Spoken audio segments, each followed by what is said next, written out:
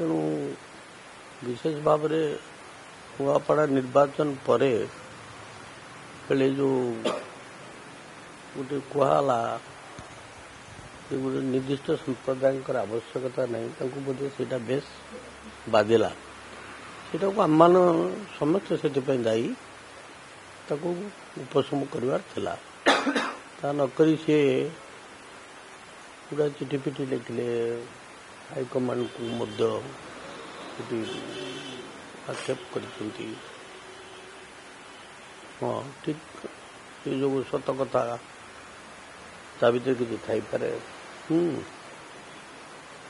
ତାକୁ କିପରି ଭାବରେ ଅଶାନ୍ତିକୁ ଦୂର କରିବା ଥିଲା ପ୍ରଥମ କର୍ତ୍ତବ୍ୟ। ଆସଚ ଆମେ ବର୍ତ୍ତମାନ ଦୁର୍ବଳରେ ଅଛୁ, ଏ ଦୁର୍ବଳତାକୁ ସବଳତା କରିବା ପାଇଁ ଆମମାନଙ୍କର ସମସ୍ତ ଉଦ୍ୟମ ହେବା ଦରକାର।